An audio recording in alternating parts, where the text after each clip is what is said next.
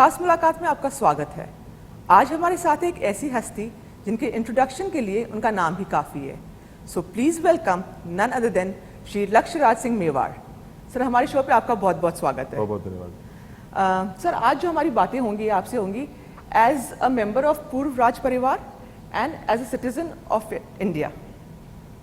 तो मेरा पहला क्वेश्चन आपसे ये है कि आप इतने बड़े पूर्व राज परिवार के सदस्य हैं, कितना इजी या कितना डिफिकल्ट है उस रॉयल नेम को आगे ले जाना?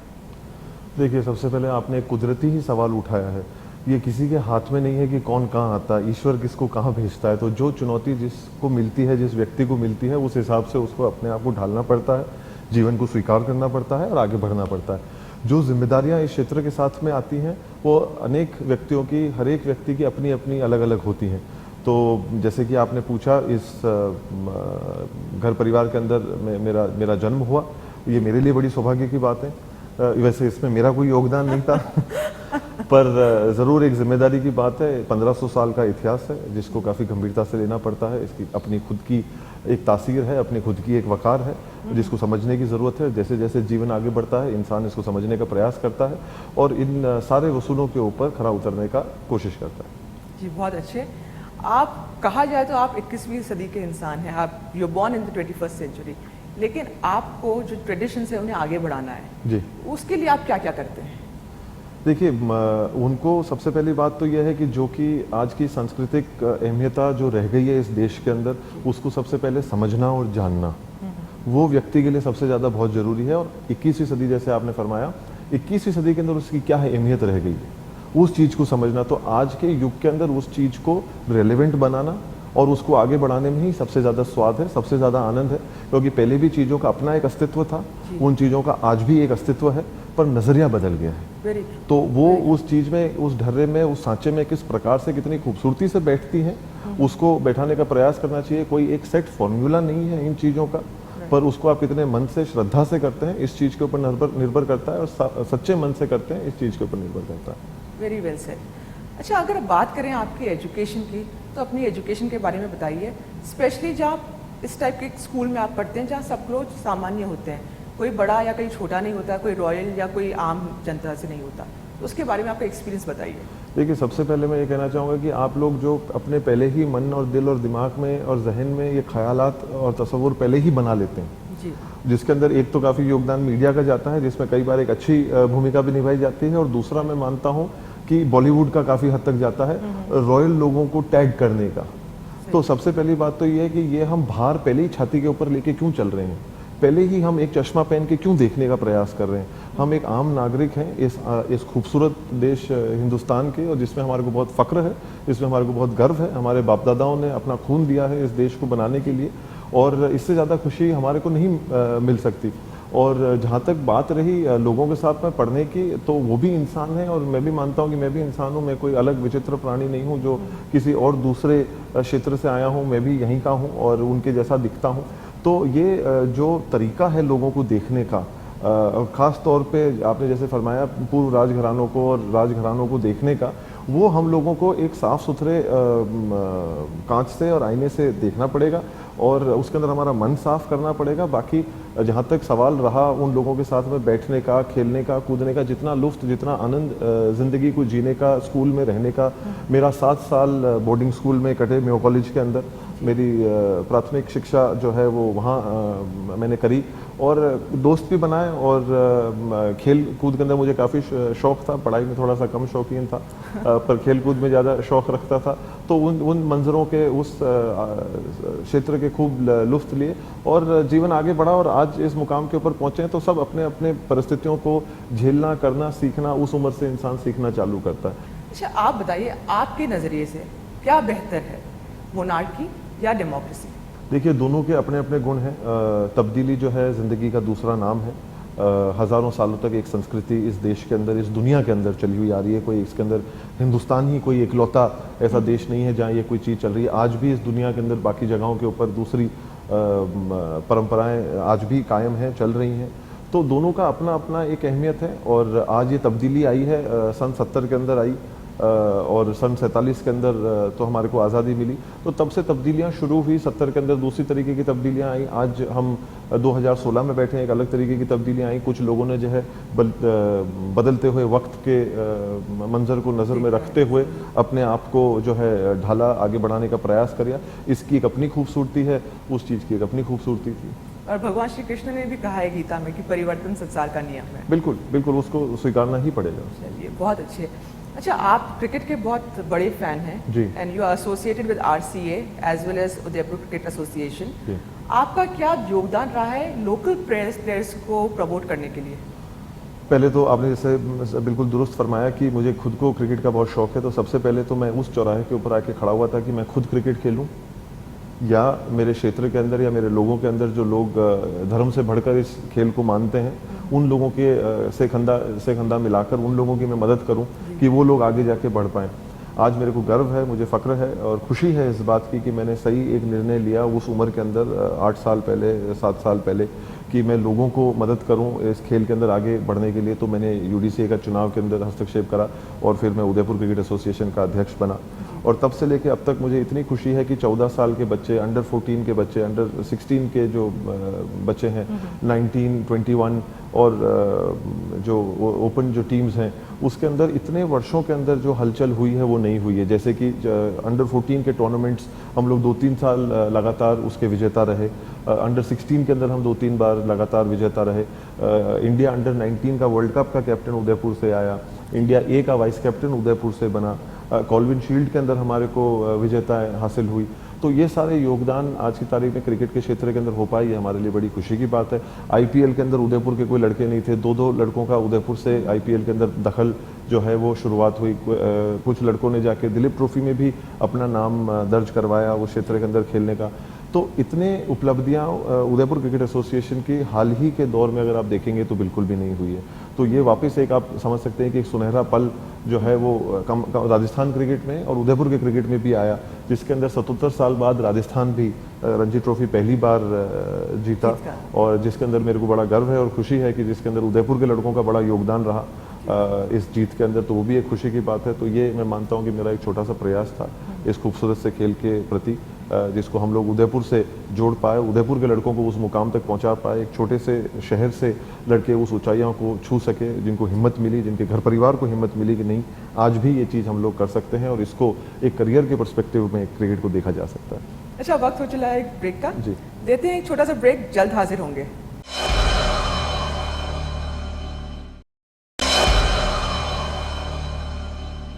ब्रेक के बाद आपका स्वागत है। We are in conversation with Shri Lakshyaraj Singh Mewar. तो हम बात करते हैं, अगर देखा जाए तो आप आज की जनरेशन के लिए एक यूथ आइकन बनते जा रहे हैं और काफ़ी लोग आपको सोशल नेटवर्किंग साइट्स पे फॉलो करते हैं, उसके बारे में आप क्या कहना चाहेंगे? देखिए, इसमें दो अहम बातें हैं, एक तो 21वीं सदी और एक जनरेशन। आज का ज़माना ही जो है वो डिजिटल की तरफ बढ़ता जा रहा है और कम से कम हर एक व्यक्ति को इस पूरी दुनिया के अंदर अपनी आवाज़ को कहने का एक मौका मिला है, जिसका हर व्यक्ति को पूरी तरीके से फ़ायदा उठाना चाहिए। जहाँ तक बात रही जनरेशन की, मैं इस शब्द से ही सहमत नहीं हूँ, क्योंकि मैं इस शब्द को एक तरीके का रेसिज्म मानता हूँ कि रेसिज्म है ये जनरेशन नहीं है ये। क्योंकि आज के युग के अंदर जितने भी लोग जीवित हैं वो सभी इसी युग में हैं, चाहे वो 80 वर्ष के हों, चाहे वो 1 वर्ष के हों। Very nice thought process. तो इस चीज को फायदा उठाना दोनों लोगों के पास में अपना ही इक्वल सामान्य अपॉर्चुनिटी है दोनों के पास में। अब इस चीज को अगर वो इसका पूरा लुफ्त या आनंद नहीं लेना चाहें और हम एक ढर्रे पे चलना चाहें, एक सोच पे चलना चाहें, उसका कोई भी व्यक्ति कुछ नहीं कर सकता। उतना ही एक 80 साल का व्यक्ति, 90 साल का व्यक्ति, 60 साल का व्यक्ति और एक 40, 30, 20 साल का व्यक्ति इस दुनिया के अंदर, इस देश के अंदर उतना ही अहम है और इतना ही करंट और नाव है जितना और कोई हो। इसको एक व्यंग के कवि ने एक बहुत खूबसूरती से कहा था, वो एक मेरे जहन में आती है वो बात कि लोग मंगल पे जीवन ढूंढने का प्रयास कर रहे हैं। अगर हम जीवन में ही मंगल ढूंढेंगे तो हमारे को हर चीज़, हर जरिया, हर चीज़ हमारे को नहीं दिखेगी, अच्छी दिखेगी और हमारे को उस चीज़ को मुकम्मल करने में और ज़्यादा आसानी होगी। काफ़ी डीप थिंकिंग है आपकी, जिस हिसाब से मैं आपकी बातें सुन रही हूँ। एक सामान्य सी बात है, सामान्य सी सोच है, पर असाधारण चीजें करवाने में इंसान की मदद करती है। I think this is one of the reason कि लोग आपको एक यूथ आइकन की तरह देख रहे हैं। ये मेरा सौभाग्य है और उनका प्यार है, उनका बड़प्पन है। अच्छा, हम बात करेंगे उदयपुर के बारे में। Udaipur is being treated as a royal wedding destination और कुछ हद तक इसका श्रेय आपको जाता है जो आपने इसमें योगदान दिया है। आप टूरिज्म को apart from just being as a wedding destination, tourism को उदयपुर में कैसे प्रमोट कर रहे हैं, राधा राजस्थान में कैसे प्रमोट कर रहे हैं? देखिए, ये सिलसिला जो एक आपने डेस्टिनेशन वेडिंग्स का जो फरमाया, वो सन 80 से चला हुआ आ रहा है। तो हम लोगों ने इस चीज़ के अंदर मेरिट और इस चीज़ के अंदर क्षमता सन 80 से देखना शुरू कर दिया था।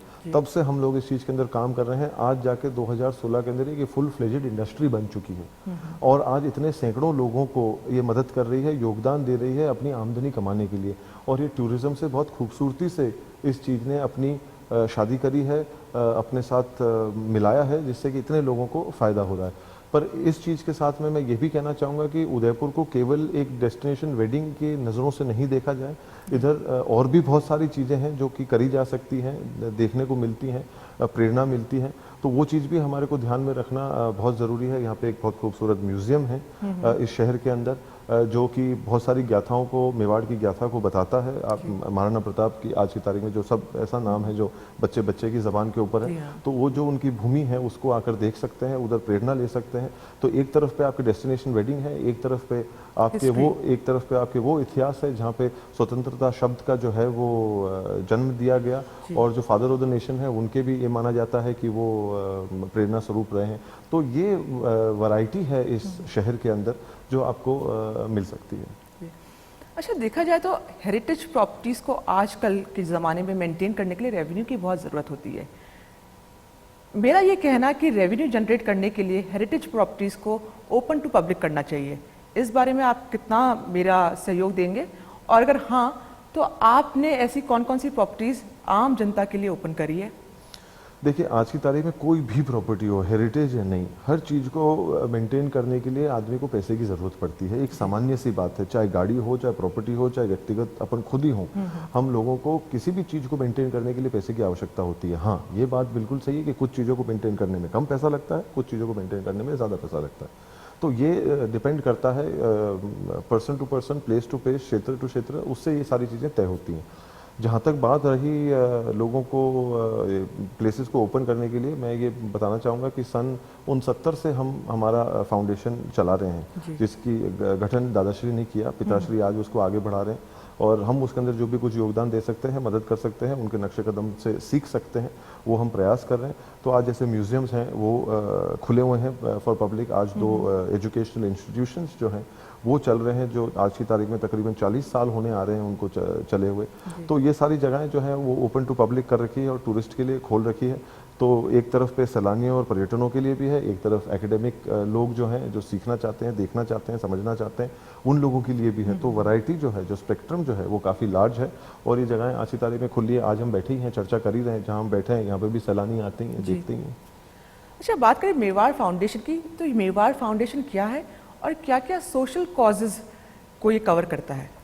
मेवाड़ फाउंडेशन का गठन मेरे दादाश्री ने किया था, और उसका जो मेन जो काम है वो सबसे पहले तो कंजर्वेशन का है। जिन इमारतों के बारे में हम चर्चा कर रहे हैं, जहाँ पे लोग आते हैं, वो कंजर्वेशन का है कि इमारतें दुरुस्त रहें। 400 साल पुरानी इमारतें हैं, तो इनका रखरखाव जो है वो बहुत अहम है, वो बहुत ज़रूरी है।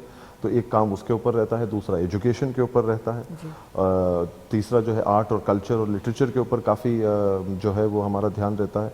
आप मानेंगे नहीं इस बात को, या काफ़ी लोगों को मालूम नहीं होगा, और मैं इस बात का आपका शुक्रगुजार हूँ कि इस माध्यम से लोगों तक मैं ये बात पहुँचा पाऊँगा कि 150 वर्ष पूर्व पहला महिला शिक्षक अगर खोली गई तो उदयपुर में महाराणा सब्बू सिंह जी द्वारा खोली गई थी।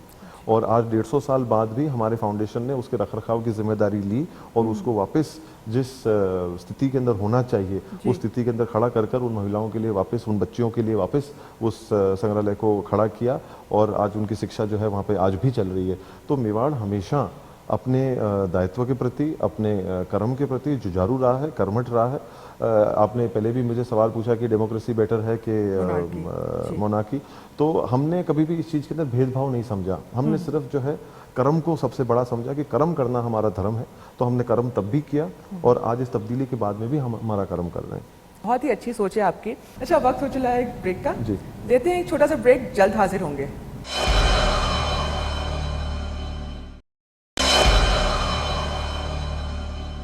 ब्रेक के बाद आपका स्वागत है। हम बात कर रहे हैं श्री लक्ष्मणराज सिंह मेवाड़ से। अच्छा, अगर मैं कहूँ आपको that you are a scientific sadhu, तो ये कितना सच है? And are you a spiritual person?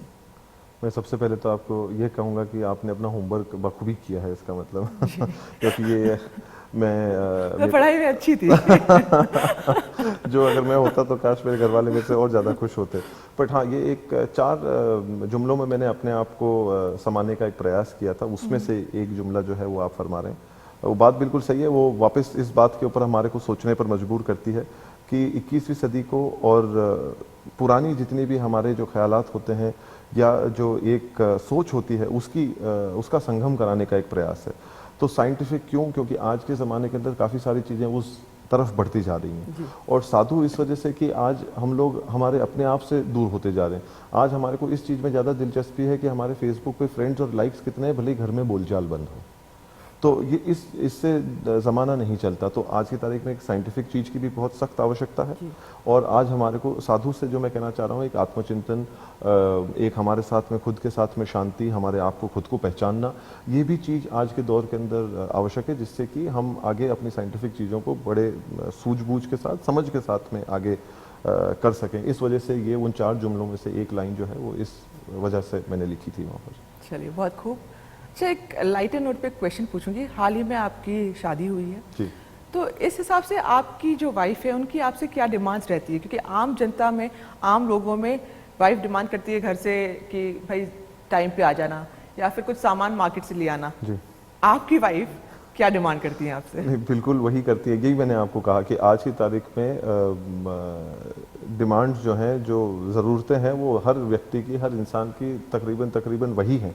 आज मैं भी चाहता हूं कि मैं भी मेरे बच्ची के साथ में, मेरे परिवार के साथ में समय ज़्यादा से ज़्यादा बिताऊं। वो भी लोग यही चाहते हैं कि अगर मैं दफ्तर गया हूं तो मैं जल्दी वापस घर लौटूं और उनके साथ में समय बिताऊं। तो कुछ चीज़ें नहीं बदलती, हालात जो हैं वो बदलते जाते हैं, पर परिस्थिति जो है तकरीबन वही रहती है। सोच वही रहती है, मन यही रहता है, क्योंकि इंसान वही है। उसके जो है हुलिये, रंग, शक्ल, भेष, वो सारी चीज़ें बदलती जाती हैं, पर मूल वही रहता है। अच्छा बताइए, एंटरटेनमेंट के लिए आप क्या करते हैं? एंटरटेनमेंट के लिए मुझे सूफ़ी संगीत काफ़ी पसंद है। मैं नुसरत फ़तेह अली खान को काफ़ी पसंद करता हूँ। तो सूफियाना कलाम, कवालियाँ, ये चीज़ें बहुत पसंद है। शेर और शायरी मुझे काफ़ी पसंद है। तो उनको मैं काफ़ी सुनता हूँ, देखता हूँ। तो एंटरटेनमेंट के लिए ये चीज़ें ऐसी हैं जो आपको अपने आप से, खुद से रूबरू कराती हैं। तो वो चीज़ एक ज़रूर एक खुशी देती है, एक सुकून देती है।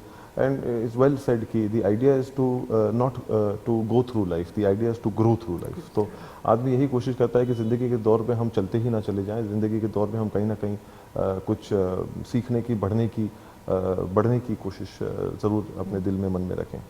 जैसे आपने कहा कि आपको शेर और शायरी का शौक है, तो थोड़ा सा अगर आप हमारे लिए कुछ शेर और शायरी कर दे तो हमारे ऑडियंसेस के लिए।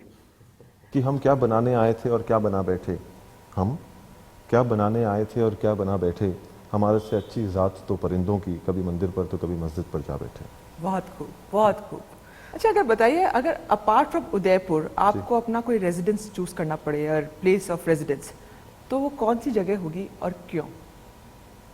सबसे पहले तो देखिए, घर वहाँ होता है जहाँ आपका दिल होता है, और इस बात को अमल करना पड़ता है। कोई भी ढांचों से, इमारतों से घर और मकान नहीं बना करते, जज्बातों से बना करते हैं। और जहाँ कहीं पे भी जज्बात होंगे, दिल होगा, मन होगा, घर वहीं होगा। तो आज मेरा यहाँ है और मैं उम्मीद करता हूँ कि यहाँ रहे। और अगर इसके अंदर कोई तब्दीली आती है, इंसान अपना मन और विचार बदल सकता है, तो वो एक अलग बात है। बाकी दुनिया अपने आप में एक बहुत ही खूबसूरत सा एक सफ़र है। पर मैं ये मानता हूँ कि दिल, मन जहाँ आपका है, जज्बात आपके जहाँ पर हैं, वही आपका मकान है। चलिए, इस बात से ये क्लियर हो गया कि आप घर तो बिल्कुल नहीं बदलने वाले। तो आपका फेवरेट हॉलिडे डेस्टिनेशन बता दीजिए हमें। हाँ, favourite holiday destination definitely Europe काफ़ी पसंद है मुझे। और नई जगहें जहाँ पे मैं नहीं गया हूँ, उन जगहों को देखने का ज़रूर मन में रहता है कि इतनी सारी जगहें हैं संसार के अंदर जो इंसान देख सकता है, सीख सकता है, घूम सकता है। तो यूरोप एक ऐसी जगह है जहाँ आप कंफर्टेबल हैं, आप गए हुए हैं, तो एक सुकून है। बाकी और भी जगहें हैं जहाँ नहीं गए हैं, उनको देखने का भी काफ़ी शौक़ रहता है। अच्छा, मेरा आखिरी सवाल आपसे, 2 सवाल हैं, तो आप एड अप करके हमें बता दीजिएगा। क्या आप पॉलिटिक्स ज्वाइन करेंगे? And what is your thought about Narendra Modi as prime minister of India? How do you rate him? सबसे पहले जहाँ तक राजनीति के अंदर जुड़ने का सवाल है, मैं ये मानता हूँ कि दरवाजे जो हैं वो खुले हैं, और ऐसा क्षेत्र है कि जिसके अंदर अभी अगर सही समय होगा, सही सोच होगी तो ज़रूर कभी ना कभी इस चीज़ के ऊपर विचार करा जा सकता है। पर हाँ, आज की तारीख में दरवाजे ज़रूर खुले हैं।